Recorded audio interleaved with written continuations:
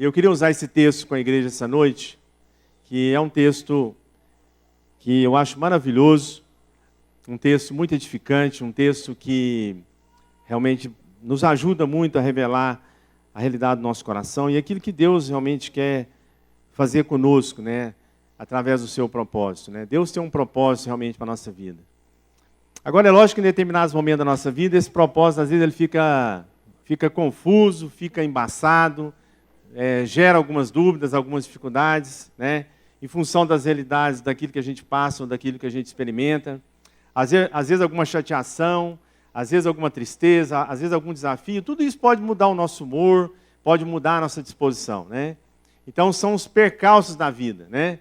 São os quebra-molas da vida, que muitas vezes, assim, eles aparecem e muitas vezes isso vai trazendo algumas dificuldades e vai embaçando um pouco aquilo que seja o propósito de Deus para a nossa vida.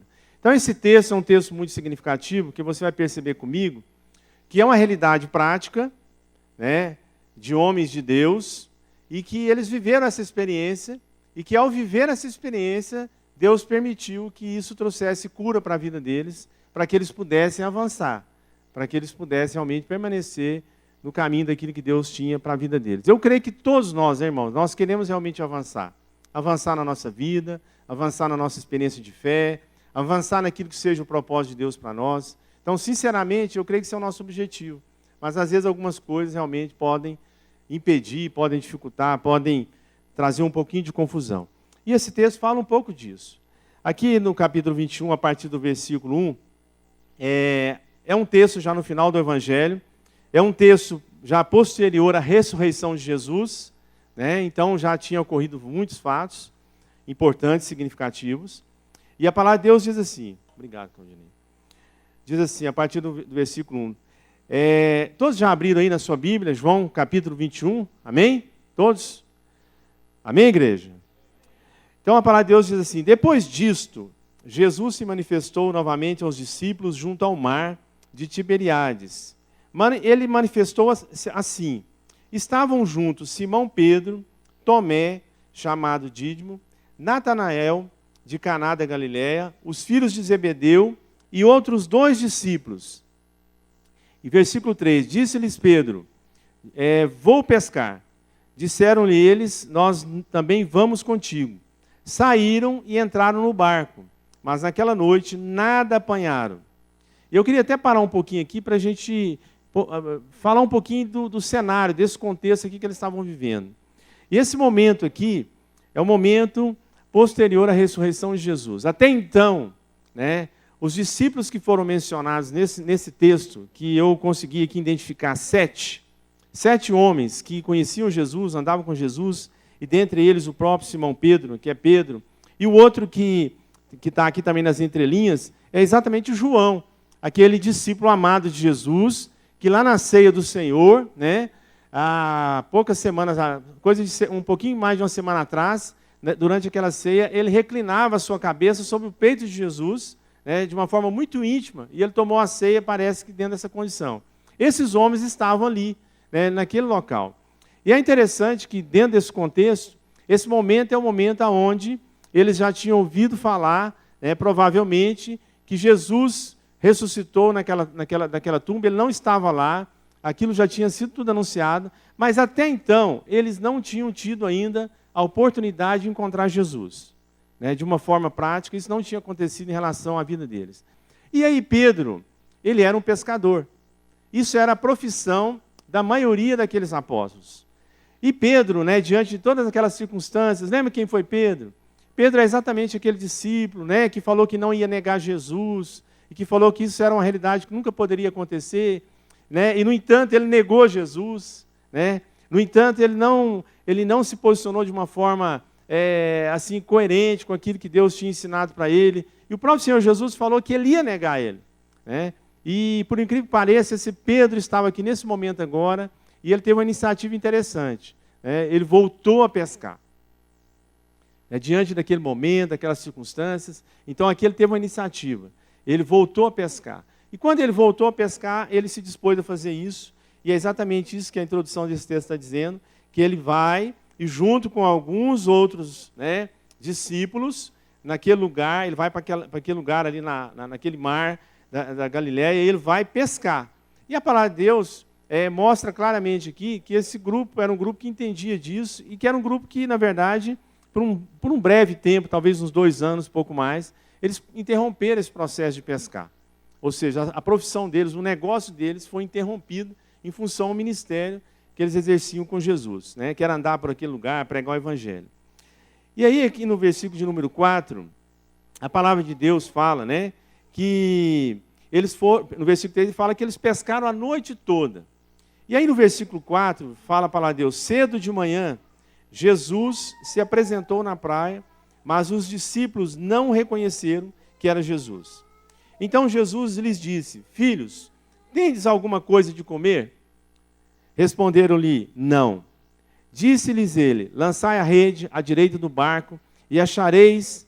Lançaram-na e então já não podiam tirar a rede, por causa da quantidade de peixes que foram puxados. Aquele discípulo a quem Jesus amava disse a Pedro, esse é o João, né? É o Senhor. Até então parece que havia assim, uma dúvida ali, né? Eles estavam até temerosos em perguntar, né? Mas aí o João falou assim, é o Senhor. Quem está falando conosco é o Senhor Jesus. Assim que Simão Pedro ouviu que era o Senhor, ele cingiu-se com a sua túnica, pois se havia despido, e lançou-se ao mar.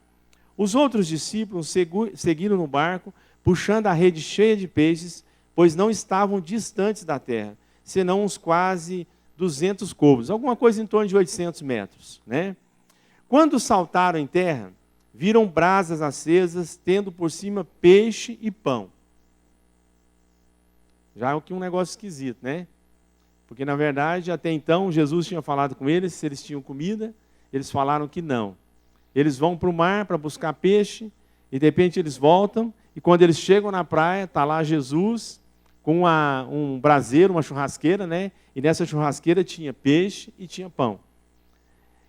Versículo 10. Disse-lhes Jesus, trazei alguns dos peixes que vocês apanharam. Simão Pedro entrou no barco, e puxou a rede para a terra, cheia de 153 grandes peixes. 153 grandes peixes. Eu estimo aqui que se cada peixinho desse pesasse 3 quilos, que não é um peixe muito grande, né, eles devem ter arrastado aproximadamente 500 quilos de peixe. Ao preço de hoje aí, aproximadamente, né, uns 20 mil reais em peixe, a 20 reais o quilo o peixe. Então, isso foi o que eles arrastaram. Era uma quantidade muito grande. Era uma quantidade tão grande que, provavelmente, para essa realidade, as redes se arrebentariam. Né? Mas a palavra de Deus fala aqui que, apesar deles terem trazido cheia aquela rede com 153 grandes peixes, e mesmo sendo tanto peixe, ela não se rompeu. Disse-lhes Jesus, vinde e comei.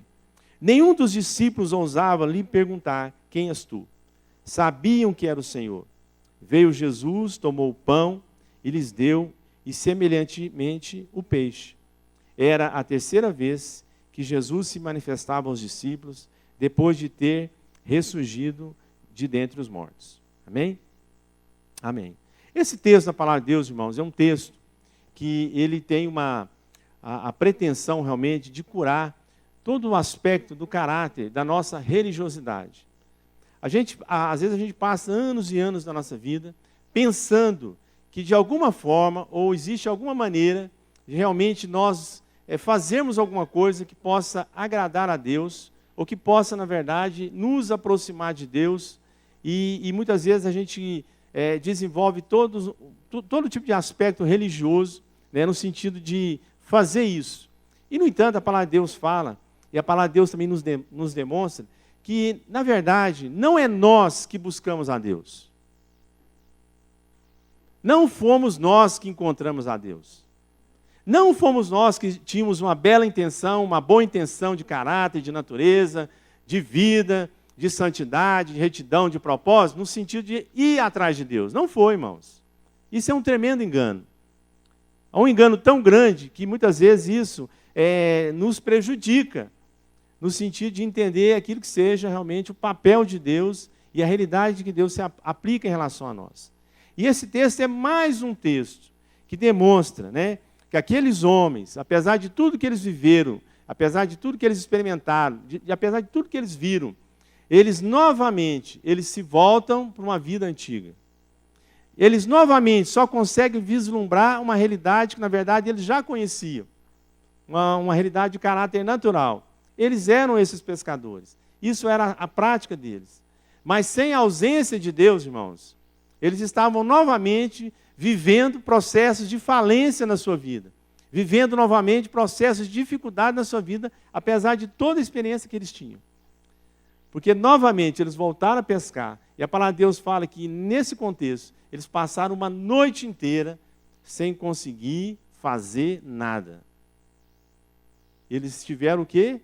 Uma tremenda derrota naquela noite. Uma tremenda derrota. Né? Porque, novamente, eles voltaram para uma realidade que traduzia o que, muitas vezes, eles pensavam que eles podiam fazer, que eles podiam realizar. E é nesse aspecto que, muitas vezes, Deus quer curar a nossa vida. Para que a gente entenda que Ele é quem opera, é Ele quem manifesta, o amor é dEle. Se nós amamos realmente, de verdade, é porque a Bíblia fala que Deus nos amou primeiro.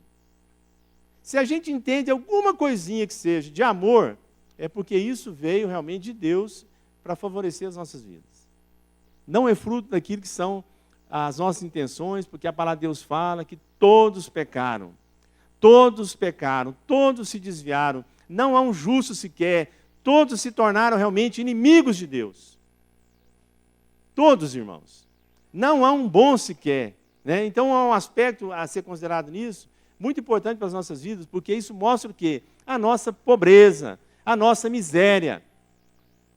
E muitas vezes a gente pensa que isso pode ser uma palavra de derrota, mas na verdade é isso que pode nos salvar, é entender essa realidade.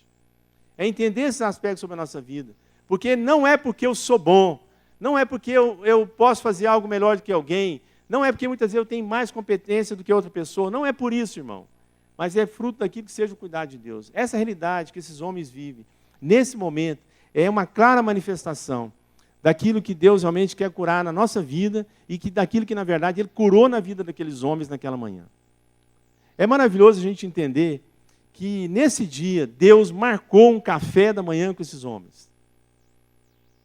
Nesse dia o Senhor Jesus marcou um café da manhã com esses homens para poder comer pão e peixe com seus amigos. Agora veja bem, irmãos, esse Jesus era o mesmo que há poucos dias atrás ele tinha sido surrado, humilhado, ele tinha sido cuspido, ele tinha sido perseguido, confrontado, afrontado, humilhado por amor às nossas vidas. Esse mesmo Jesus, ele foi abandonado pelos seus melhores amigos.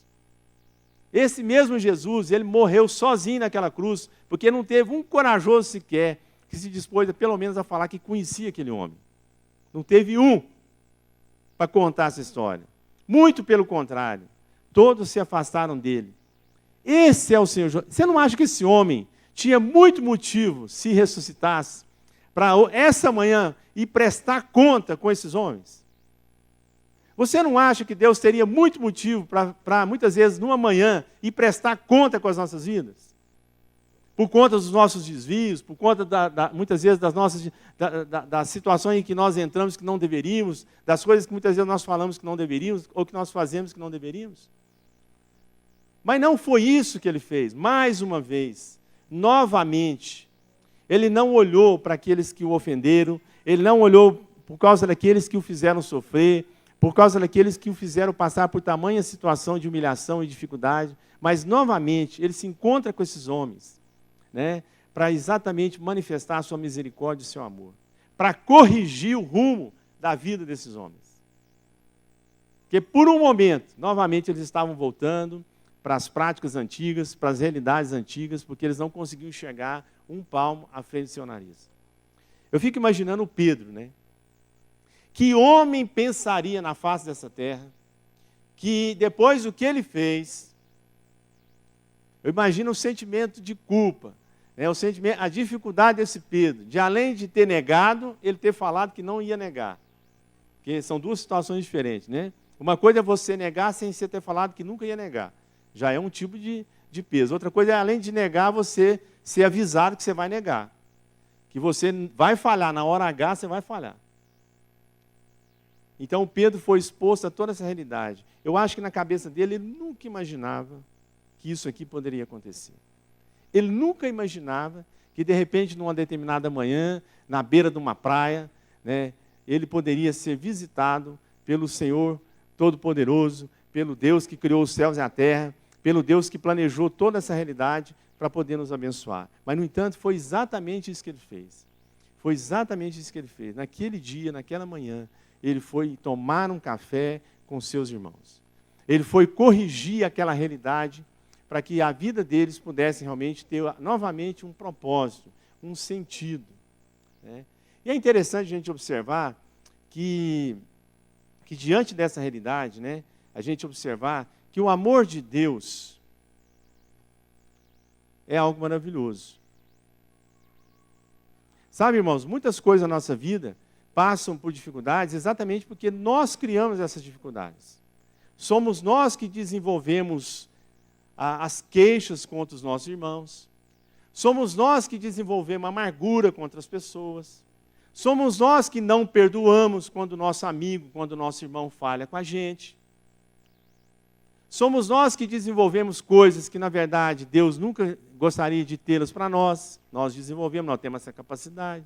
Somos nós que queremos andar em caminhos que muitas vezes Deus não queria que a gente andasse. Exatamente nós é que desenvolvemos essas dificuldades. Com as nossas próprias mãos, nós conseguimos cavar as nossas próprias sepulturas. E se não fosse a misericórdia de Deus, se não fosse a graça de Deus para realmente nos amar, ao ponto de relevar todo tipo de situação para poder nos alcançar e nos fazer realmente sair daquela realidade, ai de nós. Ai de nós. E tem duas coisas que é muito interessante, que realmente trabalham muito contra nós. A primeira delas é a cobiça. Porque a palavra de Deus fala que o pecado é exatamente fruto da cobiça.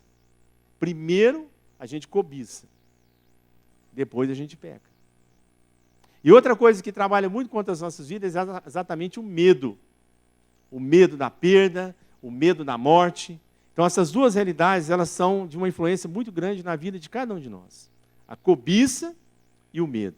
Na cobiça, a gente levanta, a gente desenvolve coisas que na verdade nós não precisamos. A gente arruma problemas e cava realidades que na verdade Deus nunca gostaria que tivesse para nós. Porque é exatamente na cobiça que nós desenvolvemos isso. É por isso que a palavra de Deus fala que a vida realmente é o quê? Uma vida para ser vivida com singeleza de coração, para que na manifestação daquilo que Deus nos dá, a gente possa ser realmente o quê? Abençoado. Há muita riqueza adquirida de maneira errada, ela só leva à destruição. Projetos adquiridos de maneira errada, certamente no final serão o quê? Destruição. E o outro aspecto é o medo. Esses homens realmente naqueles dias, eles viveram muita experiência do medo. O medo de morrer, o medo de apanhar, o medo de ir para a prisão, o medo de ser reconhecido como um daqueles que andavam com aquele Senhor Jesus. Isso tudo foi desenvolvido no coração. E aquele medo era as suas trevas. Medo é trevas, irmãos. No medo não há fé. Às vezes a gente pensa que o inverso de falta de fé é falta de fé. Não, o inverso de falta de fé é medo. Onde há medo, a palavra de Deus fala que o amor não se aperfeiçoa. Onde há medo, o amor não se aperfeiçoa. E a palavra de Deus também fala que o verdadeiro amor lança fora todo medo. Para que a gente sejamos homens e mulheres que realmente andam com o Senhor, livres de todo medo, para que isso realmente possa nos fazer ter vitória sobre as nossas necessidades. É disso que Deus está querendo tratar na nossa vida. Porque o medo, muitas vezes, nos leva realmente a nos desviar daquilo que seja o propósito de Deus. Nesses dias, tem muitas pessoas fazendo coisa errada por causa desse medo. Porque isso realmente trabalha contra nós, né? E a vida desses homens foi uma vida realmente vivida dentro dessa experiência. Eu lembro que exatamente, esses dias eu estava até fazendo um cálculo, exatamente há 30 anos atrás, eu me converti. Me converti um jovem de entre 18 e 19 anos, na Igreja Presbiteriana Central. Lembro do Cezinho, era um jovem, né? Paulo Júnior, o Marcos, Não, tá mais ou menos. O Helder. Agora tem que falar que é, né, Zezinho? Para abençoar, né? Amém. Então, assim, tinha uma série de irmãos que... O Marquinhos, né, pessoas assim que a gente lembra daquela época. Não é você não, viu, Marquinhos? E quando eu me converti, pouco antes de me converter, na minha família, uma pessoa que eu amava muito foi acometida de uma enfermidade grave, e que poderia matá-la. E diante daquela realidade, o meu coração realmente ficou muito apreensivo, como muitas vezes as nossas vidas ficam apreensivas diante das circunstâncias que nós vivemos. Às vezes nós vivemos certas coisas que a gente fica apreensivo mesmo, porque a gente não gostaria de vivê-las, porque elas produzem no nosso dia a dia uma dificuldade muito grande, né? Uma dúvida muito grande, né? Uma circunstância que muitas vezes a gente não deseja. E quando eu vi aquilo acontecer, como jovem, por volta de 17 anos, eu pensei, o que eu vou fazer para poder, né, mudar essa realidade? Para essa pessoa não morrer, para essa pessoa ser curada. E o meu medo era perder aquela pessoa. Esse era o meu medo, porque ela era muito especial, então eu não queria perder ela. E diante disso, meu pouco conhecimento, porque a palavra de Deus fala que é exatamente isso, né? Que a gente, sem o conhecimento de Deus, nós vivemos nas trevas. Sem o conhecimento de Deus, uma realidade realmente de escuridão, de trevas se estabelece, e muitas vezes a gente toma decisões que não são as decisões que Deus tem para nós.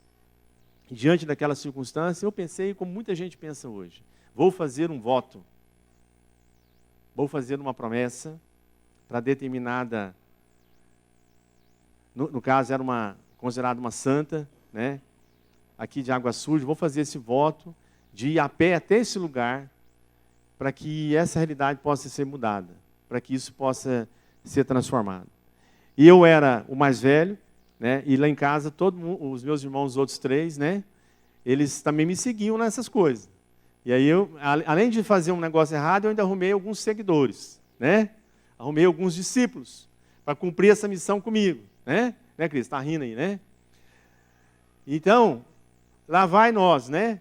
Andar a pé, 70 quilômetros, para pagar um voto, para ver uma realidade que foi estabelecida no nosso coração, fruto do medo da perda, fruto do medo da morte. E o pior é, vocês não sabem, irmãos, eu fiz o voto de fazer isso durante 10 anos. Ô, desafio. Já não bastava errar uma vez, né, Marquinhos? Tinha que errar durante 10 anos. Eu tinha que arrumar esse encargo para mim. Porque eu achava que aquilo ia dar solução para aquela necessidade, eu entendia que aquela realidade poderia mudar, né? E assim eu fiz por conta. Mas é graças a Deus que 2 anos depois, né? 2 anos depois, eu conheci a minha esposa, conheci a Olímpia, né? Começamos a namorar. E aí o pai dela deu uma ordem lá. O pai dela era muito duro, né? Muito... vigiava assim, mais do que militar, em cima mesmo. Né? Me desculpe se tiver algum militar aqui, né? Mas ele vigiava mesmo. E ele pegava duro lá comigo. Tinha que namorar assim, ele num sofá e nós no outro, né? Namoro era uma beleza. E aí, graças a Deus, ele deu um ultimato. Ele deu um ultimato lá, e às vezes a gente pensa, né? O cara está dando um ultimato aqui, mas ele falou assim, para namorar minha filha tem que ir na igreja. Né? Aí é muito bonita, né, e tal, e eu cheio de boas intenções, eu falei, então ótimo, se é só isso, estou na igreja. Né? Eu chegava até mais cedo que todo mundo, né? Porque era lá que eu tinha que encontrar ela também, né? Então a gente aproveitava, chegava mais cedo, porque é lógico que a hora que acabasse o culto, acabava o namoro também, não tinha que ir para casa, não ia comer pizza, não é igual hoje, sabe, irmão? Não era esse namoro moderno, não. Né? Era ir embora para casa, despedir, né, dar um beijinho escondido, se desse certo, né? E ir para casa. E era assim que eu... Mas aí, graças a Deus, debaixo de toda essa realidade, né, de tudo isso, eu estava lá sentado na igreja, e aí, toda vez que eu entrava naquela igreja, tinha uma cruz de madeira lá na frente, aquela cruz lá no púlpito, a gente de vez em quando tem a nossa ali. E aí, um dia, Deus pegou e falou assim comigo, eu fiquei assim, por que será que aquele Jesus não está pregado naquela cruz? Porque era isso que eu via, né? Era isso que, desde criança, eu via, uma imagem pregada numa cruz. E aí eu peguei, nesse dia eu falei para ela, por que, parece que é óbvio, né? Mas eu falei assim, por que aquele lá não tem Jesus pregado na cruz? Aí ela falou para mim, é porque ele está vivo. Sabe, irmãos, aquilo lá para mim foi a resposta. Porque até então, apesar de todos os meus esforços para encontrar Deus, para achar Deus, para Deus me ajudar, para Deus me socorrer, para me agradar a Deus, eles eram fruto de uma crença em um Deus que estava morto. E a partir daquele momento, aquilo teve um significado muito especial na minha vida, porque eu nunca imaginava que era possível o que ela estava dizendo para mim. Que a gente tinha a possibilidade de se relacionar com Deus vivo e verdadeiro. E aquilo fez tanta diferença na minha vida, que aí mudou toda uma realidade. Era uma época muito difícil, uma época muito complicada, e aí eu ganhei uma Bíblia, né? Eu li o Salmo 46 até ele ficar sujo. Na verdade, a minha Bíblia do Salmo 46, Deus é o nosso refúgio, fortaleza, socorro bem presente na angústia e na tribulação, ainda que os mares se transtornem, né? Eu não temerei, porque o Senhor está comigo. Essa página ficou marrom. Ficou literalmente marrom. Porque isso era a coisa que mais acalmava, mais trazia paz, trazia alegria, trazia resposta para o meu coração. Era saber que esse Deus realmente estava cuidando de nós, estava cuidando da minha vida, estava cuidando da minha realidade, né? Estava mudando a minha sorte. Estava mudando o rumo da minha vida, né? E essa manhã, nesse texto, né, a gente pode ler também a mesma realidade, né? Aqueles homens voltaram para as suas velhas práticas, voltaram para aquela realidade antiga. E Deus interferiu naquele momento, naquela manhã, para fazer lembrar eles do seu amor, para fazer lembrar eles do seu propósito. Eu fico imaginando, irmãos, esse negócio desses caras quebrou nessa manhã. A gente faz um esforço danado, né, Zé Henrique? Para a empresa não falir. Nessa manhã, esses caras fizeram o melhor negócio que um pescador podia fazer. Eles arrancaram aproximadamente R$20 mil de peixe daquele mar. E depois daquele processo todo, daquele progresso todo, aquela empresa ia fechar. Só Deus, irmãos. Aquela empresa foi bem sucedida por uma manhã. Porque a partir daquela manhã, nunca mais aqueles homens iam pescar peixe. Nunca mais, irmãos. A partir daquela manhã, aqueles homens iam entender que Deus tinha chamado eles para poder alcançar vidas, para pescar pessoas, para buscar essas vidas perdidas. E a vida desses homens pôde transformar a realidade de nações, pôde transformar as nossas vidas, alcançou as nossas vidas. O trabalho deles não foi em vão. Porque muitas vezes, irmãos, o nosso trabalho é um trabalho que, se isso não é fruto do propósito de Deus, ele vai se tornar algo em vão, sem sentido. Como Jesus fala, né, que ele vai nos levar a produzir frutos, mas frutos que permaneçam. Frutos que vão ser traduzidos numa realidade de eternidade. Não são coisas simplesmente que vão servir para o fogo e a traça, né, e a ferrugem consumir. Porque é isso que ele tem para nós, né? Uma vida realmente transformada. Sabe por quê, irmãos? Sabe por quê? Porque Deus é Pai. Amém, irmãos? Dizem para o irmão que está do seu lado, Deus é Pai. A palavra de Deus fala que ainda que o nosso pai e a nossa mãe, terreno, nos abandonem, Deus não nos abandonará. É isso que a palavra de Deus fala. Porque Ele é fiel, Ele é justo. Ele traz realmente uma resposta, Ele traz uma direção. Quando eu brinquei até no começo aqui que a gente podia já ir para o apelo, eu não estava brincando, porque quando a gente ouve o testemunho que o próprio Rodolfo e a Amanda trouxe para nós hoje, mais um testemunho, eu sei que todos aqui certamente têm um testemunho, certamente já tiveram essa oportunidade, e tudo que Deus quer é que realmente a gente tenha um testemunho. Eu dizia essa semana no ramo de convivência, Deus tem um propósito de que a gente realmente tenha algo para contar. Sabe, irmãos? Às vezes a gente fica pensando, por que sofrer, por que passar tal dificuldade, passar tal falta, passar tal desafio? Sabe para quê, irmãos? Para que a gente tenha o que contar. Para que a gente tenha o que contar de como nós estávamos mortos, como nós estávamos já indo para a sepultura, e Deus foi lá e dentro daquela realidade, Ele tomou as nossas mãos, transformou a nossa realidade, e nos colocou realmente de pé, nos deu vestes novas, e nos deu um propósito de vida, e nos colocou para andar realmente nesse plano que Ele tem para cada um de nós. Esse é o nosso Deus. Esse é o Senhor Jesus, né? O Deus que está falando com esses homens agora, exatamente para eles entenderem. Porque, na verdade, irmãos, eles achavam que essa realidade nunca mais seria possível. Não havia motivo para que ela se estabelecesse dessa forma. Isso, para mim, é cura, irmãos. Quantas vezes a gente fica aborrecido com outro irmão? Irmãos, tem hora que a gente vai conversar com algumas pessoas, e eu me deparo, isso muito, é muito comum isso. Tem hora que eu me deparo conversando com algumas pessoas que eles estão falando de coisas que aconteceram há 10 anos. 10 anos. Contando coisas que muitas vezes o amarguraram, muitas vezes o entristeceu. Eu fico pensando, como que esse negócio ficou tão velho e essa pessoa não percebeu que isso está fazendo mal para ela? É como se ela estivesse presa há 10 anos atrás. E, na verdade, Deus não quer que a gente esteja preso nem a 1 minuto atrás. Nem a 1 minuto atrás, irmãos. Nem a 1 minuto atrás. Porque o nosso modelo, o nosso exemplo é Jesus. E Ele é assim que Ele agia. Ele falou para Pedro, você vai me negar. E eu quero te dizer uma coisa, irmãos. Imediatamente, Pedro tendo negado ele, Jesus já tinha o perdoado. Aquela questão Jesus não tratou nessa manhã.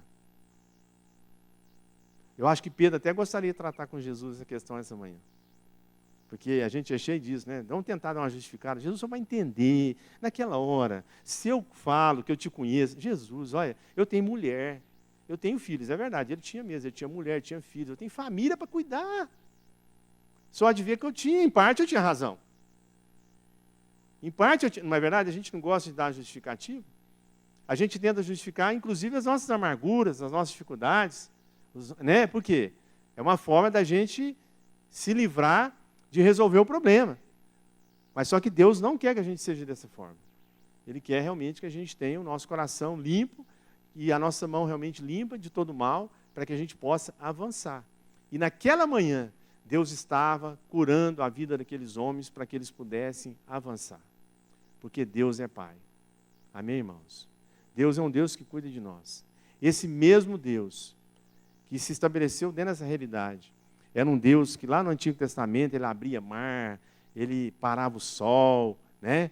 Ele fazia um monte de coisas assim extraordinárias. Mas agora ele não está fazendo coisas extraordinárias.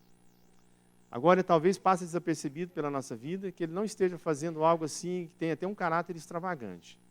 Afinal, aqui ele não está abrindo o Jordão, aqui ele não está parando o sol e a lua, aqui ele não está abrindo o Mar Vermelho, né? Aqui ele não está mandando chofre sobre a cidade de Sodoma e Gomorra, né? Não está fazendo nada disso. Aqui ele está falando com um homem. Aqui ele está tratando de algo muito singular. Ele está tratando com as nossas vidas. Que é a maior obra que Deus pode fazer. É exatamente tratar com as nossas vidas. Um Deus que tem uma capacidade de criar todas as coisas pelo poder da sua vontade, de tudo aquilo que está criado no universo, tudo aquilo que existe é fruto da sua vontade. Esse mesmo Deus agora é um Deus que quer tratar o nosso coração, nos levar a uma nova realidade, firmar os nossos pés segundo o novo propósito, para que a gente possa fazer a sua vontade, para que a gente possa andar segundo essa vontade. E diz a palavra de Deus aqui, só para a gente encerrar, irmãos, na sequência aqui, ele fala assim, olha, depois de terem comido, versículo 15, depois de terem comido, Jesus perguntou a Simão Pedro, Simão, filho de João, ama-me mais do que a estes? Ele respondeu, sim, Senhor, tu sabes que te amo. Disse-lhe, apacenta os meus cordeiros. Tornou a perguntar-lhe Simão, filho de João, amas-me? Ele respondeu, sim, Senhor, tu sabes que eu te amo. Apacentai as minhas ovelhas, disse Jesus. E ele diz, perguntou-lhe pela terceira vez, parece que Jesus está brincando. Filho de João, amas-me? Simão entristeceu, porque Jesus lhe ter perguntado a terceira vez. E respondeu o Senhor, tu sabes que eu te amo. Disse Jesus, então, apacenta as minhas ovelhas. E em verdade, e Jesus falou para ele, em verdade eu te digo, quando eras mais moço, te cingias a ti mesmo, e andavas por onde querias. Mas quando fores velho, estenderás as mãos, e o outro te cingirá e te levará para onde não queres. É interessante assim, que os estudiosos da Bíblia nos ensinam que nesse texto, essa insistência de Jesus, fazer essa mesma pergunta por 3 vezes, na verdade, não tinha um sentido de que ele não estava entendendo, ou de que ele estava brincando com Pedro, ou ele estava usando de uma vã repetição. Não era isso, né?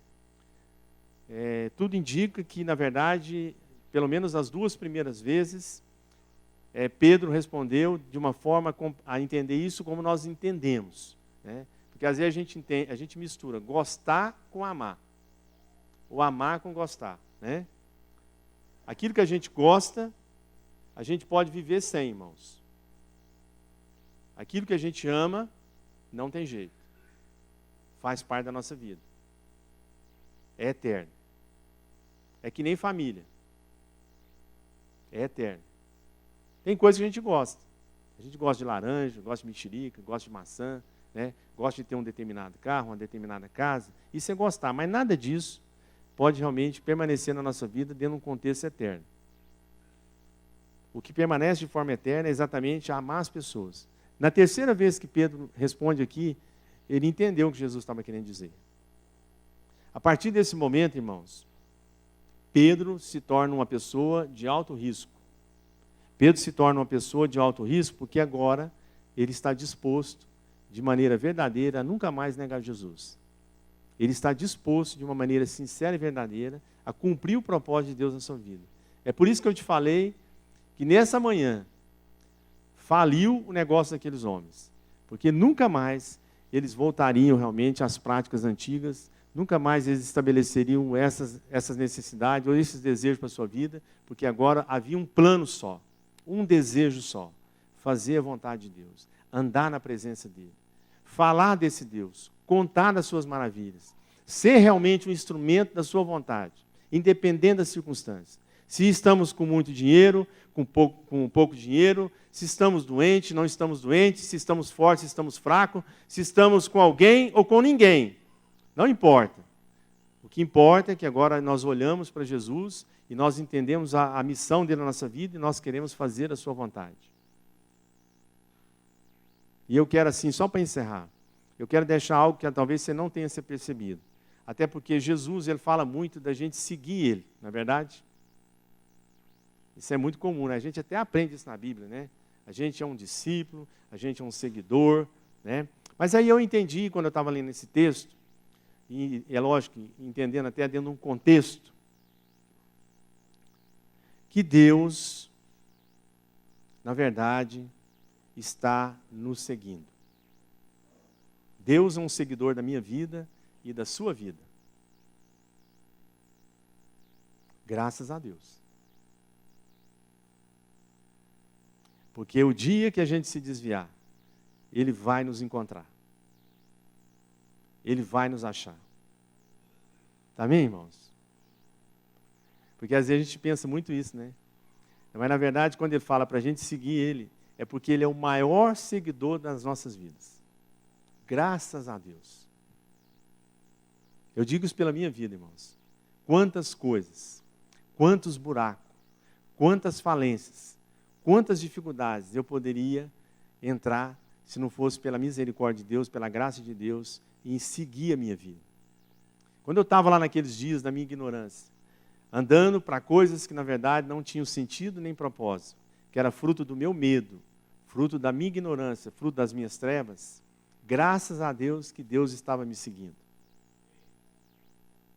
Porque daquilo poderia virar outras coisas. Daquilo, assim como eu poderia fazer, eu já tinha os meus discípulos para fazer aquelas bobagens, eu poderia ampliar o meu ambiente de discípulos. E às vezes é esse cuidado que a gente tem que ter, irmãos. Muitas vezes a gente não trata coisas na nossa vida, mas tem pessoas ao nosso redor. Tem pessoas que estão ouvindo o que nós falamos. Tem pessoas que andam pelo que nós mostramos. Sabia disso? Por isso que é importante aquilo que realmente Deus colocou no seu coração. Para que isso seja fruto de um fruto que possa ser abençoador. Amém? Um fruto que possa realmente abençoar vidas de uma forma correta. Encaminhá-las para uma direção correta. Tem pessoas olhando para a sua vida. Tem pessoas olhando para o que você faz com o seu WhatsApp. Tem pessoas olhando para saber o que você faz, né, com o seu trabalho, com as suas finanças, com os propósitos que você tem na sua vida. Tem, irmãos, ainda que você pense que não tem, tem. E às vezes a gente é surpreendido. Né? Essa semana mesmo, eu e a Olímpia, nós estávamos lá na empresa, e um rapaz, né, que ela ajudou, assim, a gente ajudou, eles moravam vizinho nosso, ela ajudou esses meninos a aprender matemática, né, e cuidou, né, ele deu um testemunho lá para nós, coisa que a gente não sabia. Ele colocou o nome do filho dele, o mesmo nome do meu filho. O outro irmão dele colocou o nome na filha do nome da Carolina. E a gente nem sabia por quê, né? A gente sabe que chama lá, o Gabriel é filho de um e a Carolina é filho do outro, está lá morando lá no norte. E essa semana ele aparece lá e vai contar para nós. Porque ele conviveu com a gente, ele ouviu a nossa história, apesar que a gente nunca se dispôs a falar assim, vamos sentar ali e contar a nossa história para eles? Vamos contar para eles os nossos desafios?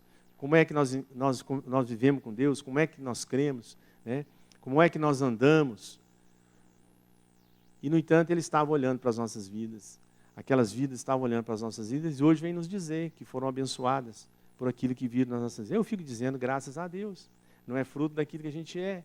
Não é fruto daquilo que a gente pode fazer.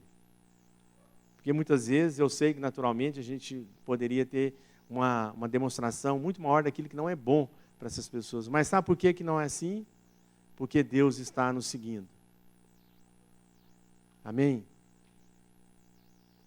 Deus está no controle das nossas vidas. Deus está realmente em torno das nossas vidas. Para que a gente possa realmente se livrar do mal, para que a gente possa ter vitória sobre as nossas necessidades, para que a gente possa prevalecer. Creia pela fé, irmãos. Isso é o cuidar de Deus. Sabe por quê? Porque Deus é Pai. Amém? Hoje o meu filho falou que eu sou um bom pai, que eu sou até exemplo para ele. Eu fico até... Misericórdia, né, Nani? Misericórdia. Porque é o coração dele que é muito bom.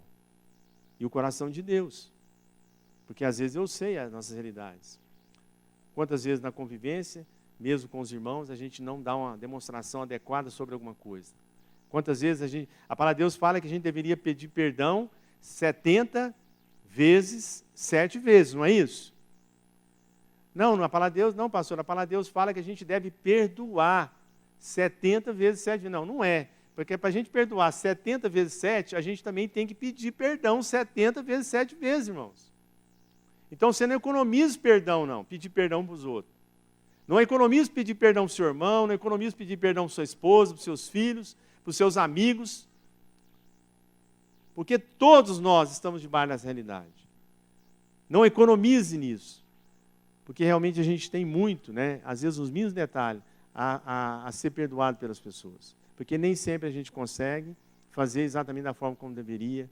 E se não é Deus para nos salvar, se não é Deus para nos resgatar, ai de nós. Amém? Nós estaríamos todos mortos dos nossos pecados e delitos. Mas graças a Deus que Deus é Pai.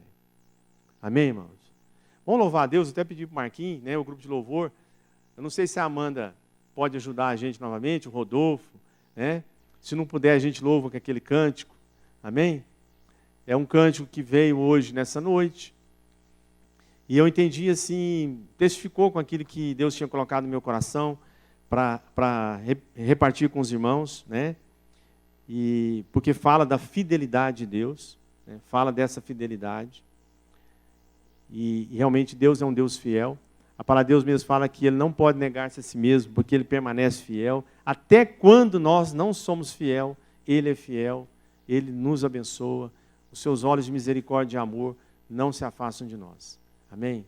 E eu queria, enquanto o grupo vai se preparando aqui, irmãos, que você fizesse uma reflexão aqui essa noite. Uma reflexão íntima no seu coração. Às vezes alguma coisa Sabe, alguma coisa que você... isso é uma coisa que Deus me chamou a atenção hoje. Você não se perdoa. Às vezes alguma coisa que você mesmo não se perdoa.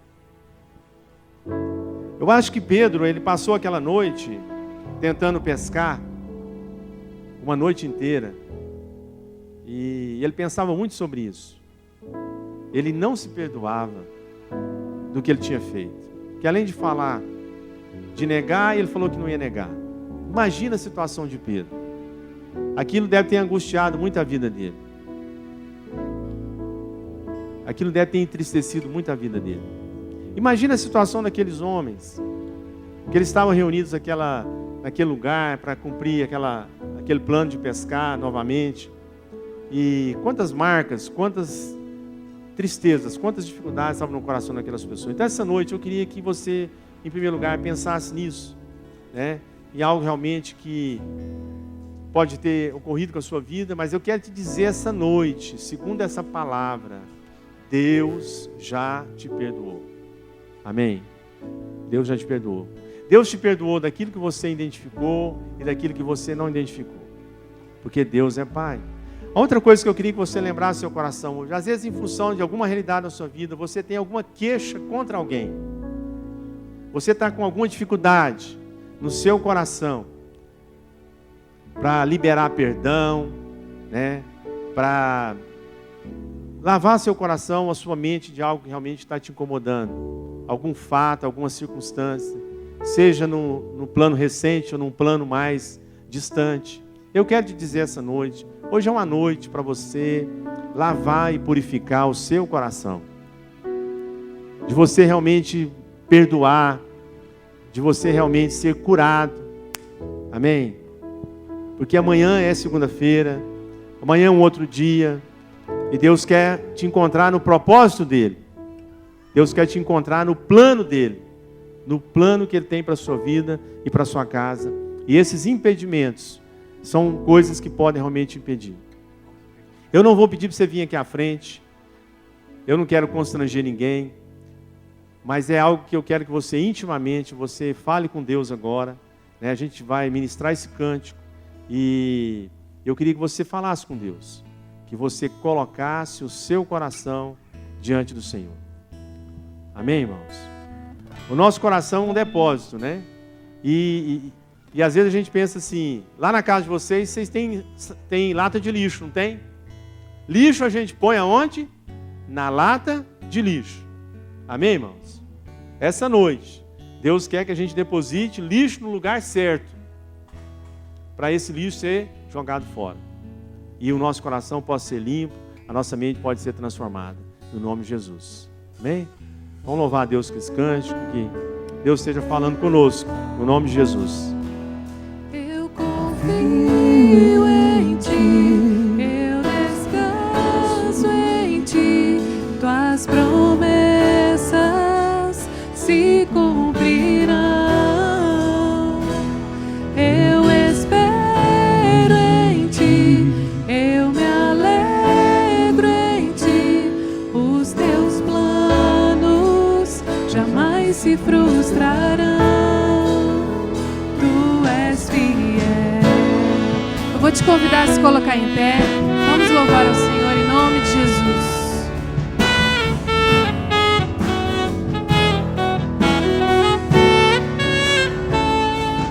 Confiar, entregar-me a Ti, descansar, crer no Teu agir. Tua palavra jamais falhará. Tu és fiel e para sempre serás. Mesmo quando os meus olhos não podem ver, sei que estás agindo em meu viver. Eu confio em Ti, eu descanso em Ti, Tuas promessas se cumprirão. Eu espero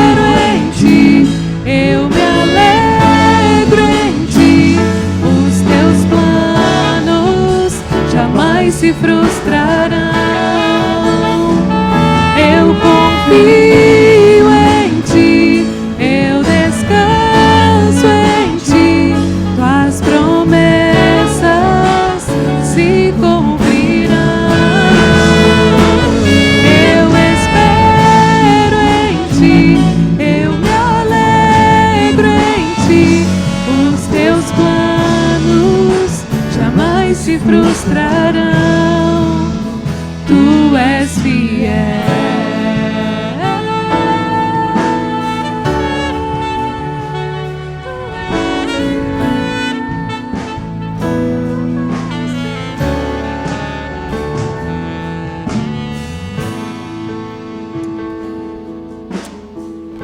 Aleluia. Irmãos, Deus é bom demais, amém? Amém. Amém, irmãos? Você foi abençoado essa noite, amém? Porque Deus é bom demais.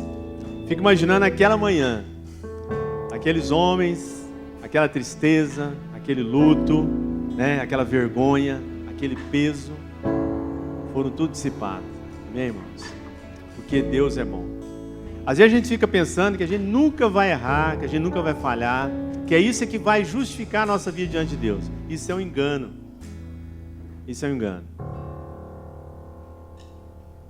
Na verdade, o que nos salva é exatamente entender o amor de Deus, a sua misericórdia. Amém, irmãos? Para que a gente possa conhecer desse amor e viver por esse amor. Porque Deus é fiel. Amém? Eu só posso ser fiel na medida que eu entendo isso. Porque isso não muda, né? Isso é igual pai e filho, né? Irmãos, filho, às vezes assim, a gente criou filhos, criança, adolescente, jovens. Filhos dão trabalho. Não dá trabalho? Filho não dá trabalho? Filho só faz o que a gente gosta? Não faz, né? Mas ninguém joga filho fora, não é verdade? Não é verdade? É isso mesmo, irmãos. A gente estava lá em Goiânia, um missionário, 2 jovens missionários, né? Da Austrália. Da Austrália, tiveram na igreja. E eles ministraram com os jovens. E antes que a gente vivesse várias experiências com os nossos filhos e com os filhos dos nossos amigos, aqueles jovens saíram da igreja, foram lá falar comigo em Olímpia. Não desistam dos seus filhos. Será que ele estava falando aquilo à toa? Não era à toa. Porque às vezes a gente, diante de algumas circunstâncias, a gente passa pela tentação de desistir das pessoas. Então, irmão, deixa eu te falar uma coisa. O que nos abençoa é a medida de que nós estamos dispostos a não desistir das pessoas. Não desista dos seus filhos, não desista da sua família, não desista dos seus amigos, não desista dos seus irmãos, não desista da sua igreja. Amém? Porque é nisso que Deus vai revelar a sua vontade, o seu poder, vai manifestar a sua glória. Amém, irmãos? Porque é disso que Deus está falando conosco. É isso que nos abençoa, é isso que realmente revela a vontade de Deus. Jesus não desistiu daqueles homens, amém? E eles tinham todos os motivos, até em si mesmo, para entender que a vaca tinha ido para o brejo. Deus é bom, amém? Em nome de Jesus. Vamos ter uma palavra de oração. Abraça o seu irmão aí, amém? Aleluia. Tiagão está aqui forte, firme. Aleluia. Vamos orar juntos, amém, irmãos? Ó Deus, nós te louvamos, nós te bendizemos, nós te agradecemos pelo teu amor, pelo teu cuidado, porque a tua palavra, ela nos lava, purifica de todo mal, ela nos edifica, ela firma os nossos pés na tua vontade e no teu propósito.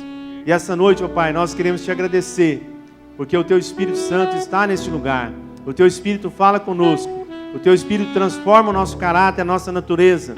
O Senhor nos revela e nos dá direção.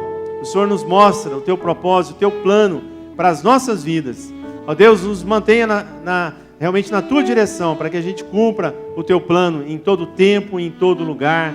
No nome de Jesus, nosso Senhor e Salvador, esse Deus tão bom e tão maravilhoso, é que nós te agradecemos e te pedimos. Amém, amém, amém.